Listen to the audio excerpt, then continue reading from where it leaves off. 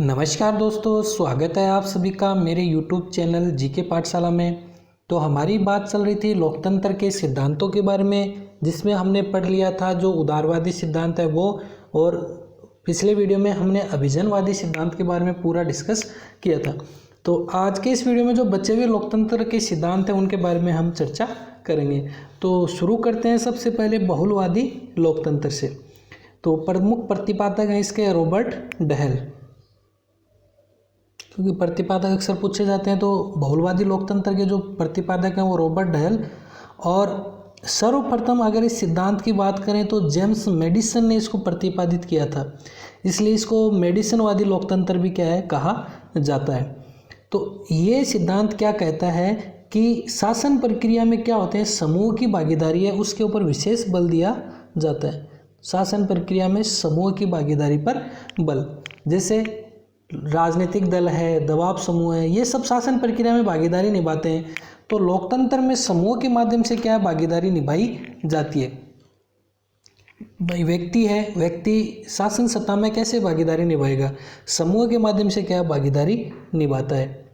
और इसके जो समर्थक विचारक है वो लोकतंत्र की बजाय किसका प्रयोग करते हैं, बहुलतंत्र शब्द का ज़्यादा प्रयोग करते हैं। बहुलवादी किसी का बहुलतंत्र, लोकतंत्र नहीं करते हैं, वो क्या करते हैं बहुलतंत्र शब्द का प्रयोग करते हैं। बहुलतंत्र का मतलब बहुत सारे जो अल्पसंख्यक हैं उनका शासन।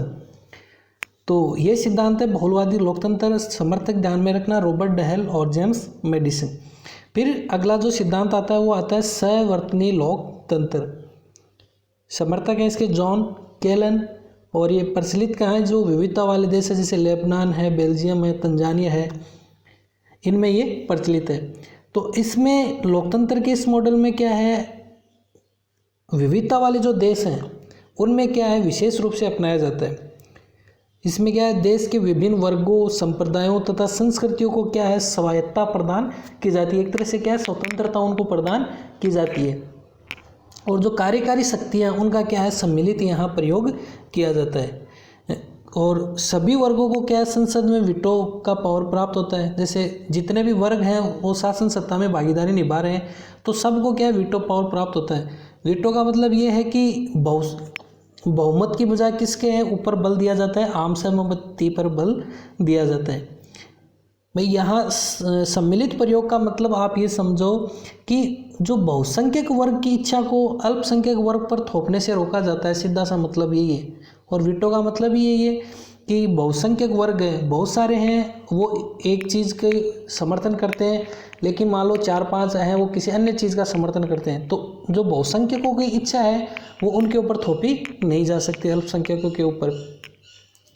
यानी इसमें इस सहवर्तनी लोकतंत्र में अल्पसंख्यक जो वर्ग है उनके प्रतिनिधित्व की क्या है विशेष व्यवस्था की जाती है। और बहुमत की बजाय इसमें किसके ऊपर बल दिया जाता है, आम सहमति पर बल दिया जाता है। जैसे लेबनान की बात करें तो लेबनान में जैसे मान लो राष्ट्रपति मुस्लिम है, एक संप्रदाय की बात करें तो राष्ट्रपति अगर मुस्लिम होगा तो प्रधानमंत्री क्या होगा, ईसाई होगा। यानी अलग अलग वर्ग, अलग अलग संप्रदायों को यहाँ इन्होंने क्या दिया, महत्व दिया, यानी शासन सत्ता में भागीदारी उन्होंने दी है। तंजानिया है, तंजानिया में जैसे राष्ट्रपति मुख्य भूमि से होगा तो उपराष्ट्रपति क्या होगा, जंजीबार द्वीप से होगा। यानी कहने का मतलब सबको अलग अलग महत्व दिया गया, सभी वर्गों को, सब संस्कृतियों को क्या है महत्व इनमें दिया जाता है। फिर अगला जो सिद्धांत आता है वो आता है समुदायवादी लोकतंत्र। तो समुदायवादी लोकतंत्र के तो समर्थक है वो समुदायवादी विचारक हैं, वो हैं सारे, बेंजामिन बार्बर है, माइकल वोल्जर है, टेलर है, चार्ल्स टेलर और डैनियल बेल, ये सब इसके क्या है समर्थक हैं।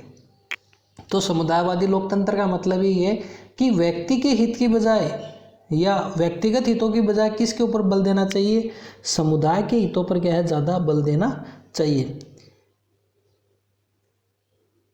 लोकतंत्र में सामुदायिक सहभागिता होनी चाहिए, यानी सामुदायिक सहभागिता के आधार पर शासन प्रक्रिया में नियंत्रण होना चाहिए, उसमें सक्रिय भूमिका निभाई जाए। यानी समुदाय से संबंधित, समुदाय के हितों के ऊपर ज़्यादा काम किया जाए। और इसमें भी वही चीज़ है, बहुमत की बजाय इसमें भी क्या है आम सहमति पर बल दिया जाता है समुदायवादी। भाई समुदाय के हितों के लिए काम हो रहा है, तो ये नहीं कि बहुमत के ऊपर बल दे। हो सकता है किसी एक व्यक्ति का हित है वो किसी अन्य अन्यों से क्या हो, भिन्न हो।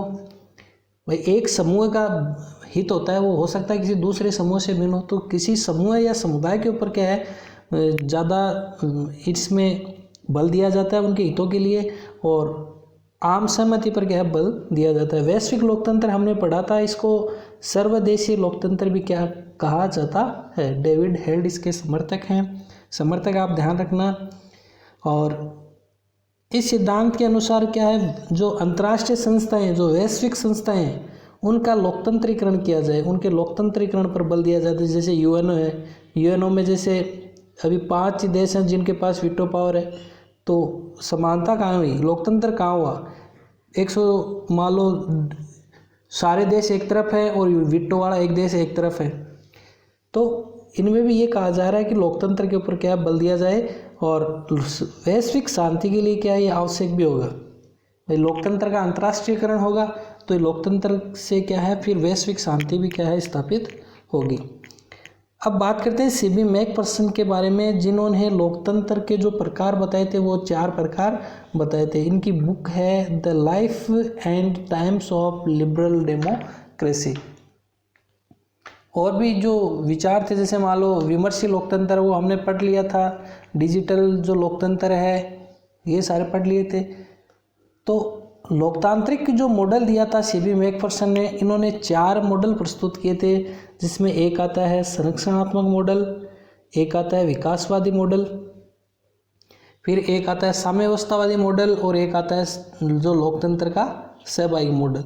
तो सबसे पहले बात करते हैं संरक्षणात्मक मॉडल के बारे में।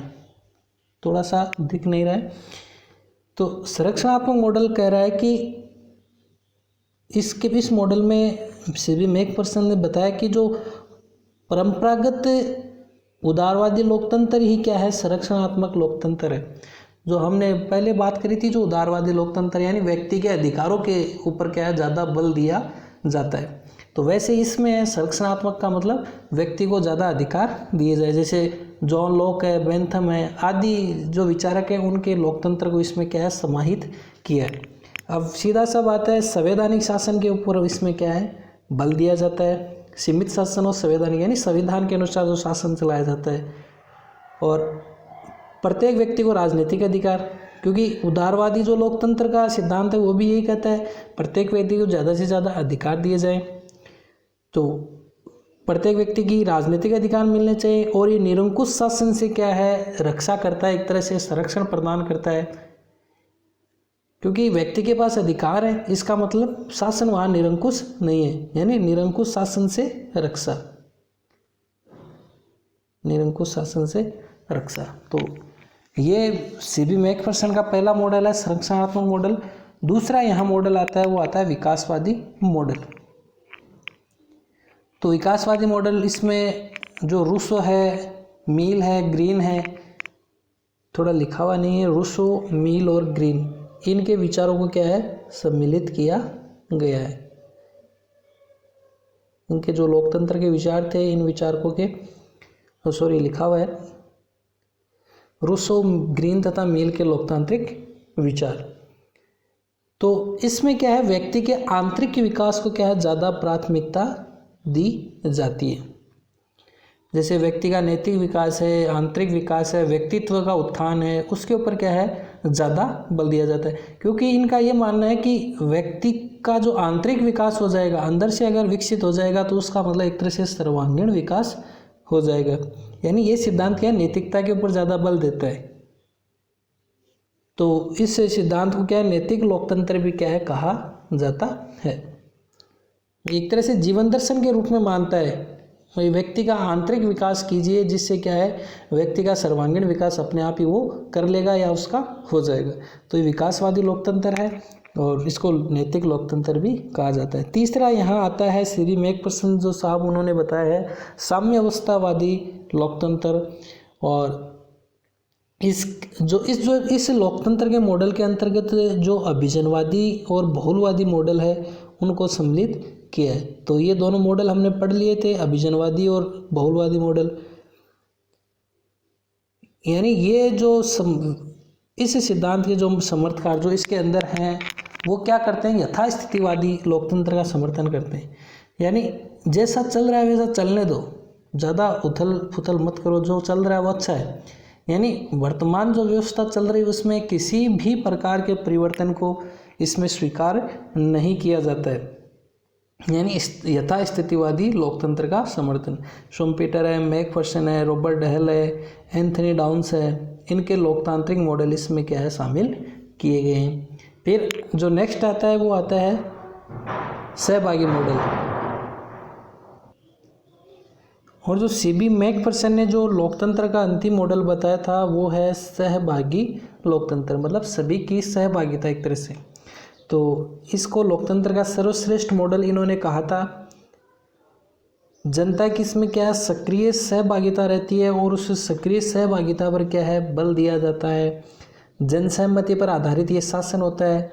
सत्ता के विकेंद्रीकरण पर बल। विकेंद्रीकरण का मतलब है अगर केंद्रीकरण हो जाता है सत्ता का तो इसका मतलब वो तो क्या हो जाएगी, एक तरह से तानाशाह हो जाएगा। तो सत्ता जो पावर है वो क्या बटी हुई रहनी चाहिए। तो सत्ता के विकेंद्रीकरण पर बल दिया जाता है इस सहभागी लोकतंत्र में। सार्वभौमिक वयस्क मताधिकार पर बल है। उत्तरदायी शासन, यानी जनता के प्रति क्या है शासन सत्ता है वो उत्तरदायी होती है। सामाजिक न्याय इसका क्या है उद्देश्य होता है। तो ये जो सारा जो लोकतंत्र है जो वर्तमान में ज़्यादातर देशों में प्रचलित है, इसी को क्या है सीबी मैकफर्सन महोदय ने सर्वश्रेष्ठ मॉडल इसका कहा है लोकतंत्र का। सीबी मैकफर्सन है, पिटमैन है, ये सब इसके क्या है समर्थक है। अब बात आती है साम्यवादी व मार्क्सवादी लोकतंत्र। साम्यवादी व मार्क्सवादी लोकतंत्र। तो साम्यवाद तो क्या है जो उदारवाद लोकतंत्र है उसकी आलोचना करता है। क्योंकि आलोचना इसलिए करता है कि उदारवाद में तो क्या अधिकार दिए जाएंगे, तो अधिकार दिए जाएंगे तो कोई व्यक्ति क्या बहुत आगे निकल जाएगा, कोई व्यक्ति पीछे रह जाएगा। यानी एक तरह से इन्होंने ये कहा कि वो पूंजीवाद ग्रहण कर लेगा। उदारवाद का जो अगला रूप हो जाएगा वो क्या हो जाएगा पूंजीवाद। तो पूंजीवादी लोकतंत्र की संज्ञा देते हैं इसको। यानी उदारवादी लोकतंत्र का दूसरा रूप इन्होंने क्या बताया पूंजीवाद लोकतंत्र। और पूंजीवाद जहाँ आ जाएगा वहाँ क्या होगा केवल और केवल पूंजीपतियों का ही क्या होगा आधिपत्य होगा, केवल पूंजीवाद का ही शासन होगा। उदारवादी लोकतंत्र में भी किसका होगा पूंजीवाद का। और मार्क्सवाद तो ये कहता है कि पूंजीवादी लोकतंत्र उसमें पूंजीपतियों का आधिपत्य होगा और आधिपत्य अगर उनका है तो वो सत्ता के माध्यम से क्या करेंगे सर्वहारा वर्ग है जो गरीब वर्ग है उसको शोषण करेंगे, उसका आर्थिक रूप से शोषण करेंगे। तो ये कहते हैं कि उदारवादी जो लोकतंत्र है वो वास्तव में जनता का शासन है ही नहीं, वो किसका शासन है वो पूंजीवाद का शासन है। इन्होंने तो सर्वश्रेष्ठ जो शासन बताया था वो तो बताया था सर्वहारा वर्ग का। जब अधिनायकवाद आ जाएगा, जब शासन सत्ता का प्रयोग किसके द्वारा किया जाएगा सर्वहारा वर्ग द्वारा, यानी जब सर्वहारा वर्ग द्वारा शासन किया जाएगा वो शासन की क्या है सर्वश्रेष्ठ प्रणाली है, बाकी सब प्रणालियाँ उसके नीचे नीचे ही है। जब सर्वहारा वर्ग शासन करेगा, क्योंकि इस सिस्टम में क्या है जो सत्ता का प्रयोग किया जाएगा सर्वहारा वर्ग मतलब जनसाधारण द्वारा किया जाएगा, इसीलिए इसको सर्वश्रेष्ठ रूप बताते हैं मार्क्सवाद।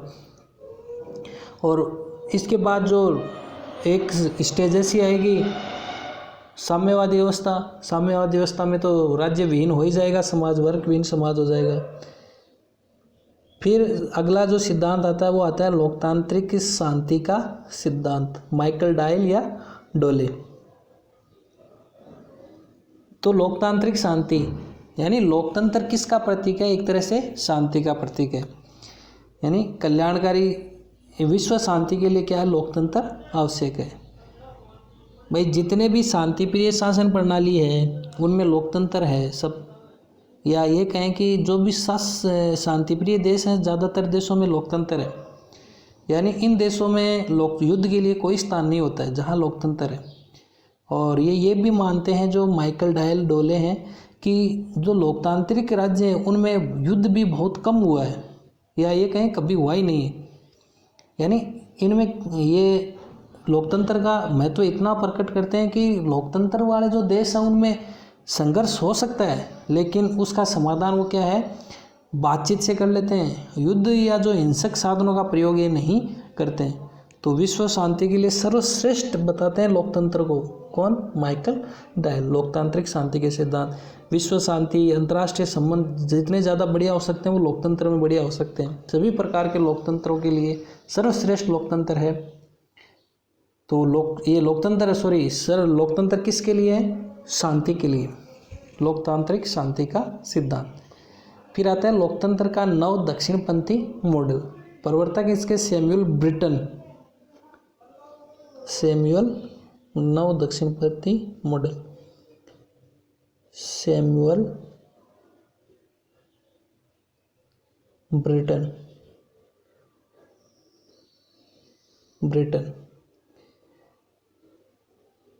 तो ये नव दक्षिणपंथी मॉडल देखो क्या कहता है। तो ये लोकतंत्र की आलोचना करते हैं। ये कल्याणकारी सिद्धांत जो अभी लोकतंत्र का चल रहा है, लोगों का कल्याण करना, उसकी आलोचना करता है। क्योंकि ये कहते हैं कि ये जो लोकतंत्र है वही पिछड़ेपन का मूल कारण है। क्योंकि लोकतंत्र के कारण सरकार क्या करती है? सरकार करेगी कल्याणकारी कार्य करेगी तो खर्चों में क्या होगी? अनावश्यक बढ़ोतरी होगी। इसीलिए तो ये सिद्धांत का विरोधी है, कल्याणकारी सिद्धांत का। और सरकार के खर्चे बढ़ेंगे तो सरकार के समक्ष आर्थिक संकट होगा। तो तब सरकार क्या है? एक सरकार या ये कहें देश है गरीब अवस्था में चला जाता है। जैसे लोकतंत्र में इन्होंने यही बताया, जैसे चुनाव हैं और अन्य जो कार्य होते हैं कल्याणकारी, उनमें इतना अधिक खर्चा होता है कि कोई भी देश विकास की पटरी पर कभी नहीं लौट सकता है। तो ये सिद्धांत है किसके? लोकतंत्र का नव दक्षिणपंथी मॉडल, सैमुअल ब्रिटन का। फिर है दुखांत भ्रम का सिद्धांत, ये फ्रेडरिक हैक का। तो इसमें तो सीधा सा ही है कि जनता ऐसे भ्रम में रहती है कि हम ही शासन करते हैं, बाकी ऐसा कुछ होता है नहीं। जो हम देख ही रहे हैं, होने को जनता का शासन है, लेकिन व्यवहारिक रूप में ऐसा कुछ नहीं है। लोकतंत्र का आर्थिक सिद्धांत, एंथनी डाउन्स। तो ये कहते हैं कि राजनीति तो एक धंधा है, आर्थिक। लोगों ने राजनीति में जाना क्यों चाहते हैं? इसीलिए जाना चाहते हैं खूब पैसे माल बटोरें। तो अब बोला वो लोकतंत्र नहीं रहा है, सिर्फ आर्थिक सिद्धांत बन गया है, पैसा कमाने का यंत्र है लोकतंत्र, और कुछ नहीं। और अब जो अंतिम बात आती है वो आती है लोकतंत्र का विकास या थर्ड वेव। ये बुक है सैमुअल हंटिंगटन की, the third wave democratization in the late 20th century, यानी लोकतंत्र की तीसरी लहर। कि लोकतंत्र का विकास किस प्रकार से हुआ है, तो इनकी ये बुक है द थर्ड वेव, लोकतंत्र की तीसरी लहर। तो हंटिंगटन महोदय हैं, उन्होंने लोकतंत्र को सर्वश्रेष्ठ शासन प्रणाली बताया एक तरह से। विश्व में निरंतर इसका विस्तार होता जा रहा है लोकतंत्र का, और लोकतंत्र का विकास 3 चरणों में हुआ है। इन्होंने 3 चरण बताते हुए लोकतंत्र को सर्वश्रेष्ठ शासन प्रणाली बताई है, जिसमें पहला चरण आता है 1828 से 1926 तक। तो जैसे विकसित देश हैं, अमेरिका है, ब्रिटेन है, इन जैसे देशों में लोकतंत्र की स्थापना क्या है, इसी चरण में हुई है। सेकंड चरण 1943 से 1962, जैसे विकासशील देश ज़्यादातर है उनमें, और कुछ विकसित देश हैं, जैसे विकासशील देशों में लोकतांत्रिक प्रणालियाँ, और जापान, जर्मनी, इनमें भी क्या है, ये लोकतंत्र की दूसरी लहर थी। अब तीसरी लहर की बात करें, या तीसरा चरण जो आता है लोकतंत्र की तीसरी लहर, हंटिंगटन महोदय ने तीसरे चरण को ही तीसरी लहर कहा था। तीसरे चरण को ही तीसरी लहर कहा था। 20वीं शताब्दी के अंतिम वर्षों में साम्यवादी तथा निरंकुश शासन प्रणाली वाले देशों में लोकतंत्र स्थापित हुआ था, और इन्होंने इसे ही लोकतंत्र की क्या तीसरी लहर की संज्ञा दी थी। और इसकी शुरुआत मानी जाती है पुर्तगाल से, स्पेन है, चिली है, अर्जेंटीना है, ये अन्य देश हैं। यानी साम्यवादी शासन, जैसे सोवियत संघ का विघटन हुआ, उसके बाद से साम्यवाद का पतन पूरा एक तरह से ख़त्म हो गया।